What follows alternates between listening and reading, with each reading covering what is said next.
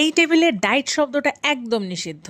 তবে এত দেশি খাবার দেখলে মানুষের ডায়েটের কথা মনে থাকবেই বা কিভাবে? এত ভর্তা, মাছ, ভাজি যেন দেশি খাবারের মেলা বসেছে। হ্যাঁ, আসলে এটি মেলাই। এটি হচ্ছে আমাদের ঘরোয়া বৈশাখী মেলা। আমরা সেদিন আয়োজন করেছিলাম মাছ ভর্তা, ভাজি এবং দই পান্তার। সাথে ছিল ডেজার্ট হিসেবে রসগোল্লা। অনেক দিন ধরেই ভিডিওটা গ্যালারিতে ছিল, কিন্তু এডিট আর পোস্ট করা হচ্ছিল না, কারণ ওই একটাই আলসেমি। আজকে ফাইনালি ভাবলাম এত সুন্দর একটা ভিডিও ফেলে না রাখি, আর বৈশাখের স্মৃতিটা একটু শেয়ার করি সবার সাথে। থাকার তো কথা, ফোন দাও তো একটা। পহেলা বৈশাখ মানে শুধু লাল সাদা না, আমাদের কাছে এটা পুরো পরিবারের একসাথে রান্না, গল্প আর খাওয়ার একটা দিন। সকালটা শুরু হয়েছিল অনেকগুলো সবজি কাটা আর রান্নার প্রস্তুতি নিয়ে।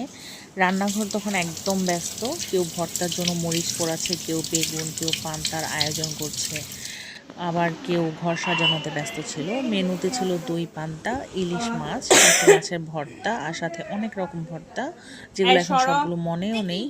এক একটার গন্ধে মনে হচ্ছিল এটাই আসল বাংলা খাবার, আর বারবার ছোটবেলায় ফিরে যাচ্ছিলাম।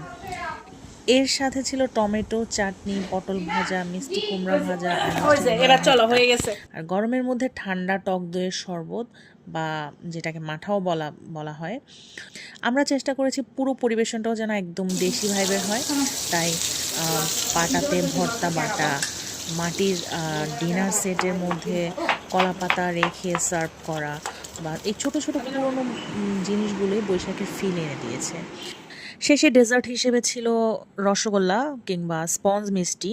আর পুরো দিনটা কেটেছে রান্না, হাসাহাসি, টেবিল সাজানো, আপ্যায়ন এবং একসাথে খাওয়ার মধ্যে। বাইরে না গিয়েও বাসার ভিতরে এত সুন্দর একটা পহেলা বৈশাখ কাটানো যায়, এবার সেটা আমরা ভালোভাবেই টের পেয়েছি। তবে বিকেলের দিকে একটু বাইরে গিয়েছিলাম, সেটা খুব অল্প সময়ের জন্য, কিন্তু অত বেশি ক্রাউডের মাঝখানে যাওয়া হয়নি। আমরা একটু করে ঘুরে চলে এসেছি। সবাইকে ভিডিওটা এই পর্যন্ত দেখার জন্য ধন্যবাদ জানিয়ে আজকের ভিডিও এখানেই শেষ করছি। আর লাইক কমেন্ট দিয়ে পাশে থাকবেন। আর কেউ চাইলে এটাও বলতে পারেন যে আমার সবগুলো ভর্তার মধ্যে কোন ভর্তাটা বেশি ভালো লেগেছে। কেউ রেসিপি চাইলেও বলতে পারেন, আমি পরে অ্যাড করে দিব। Tata, bye bye.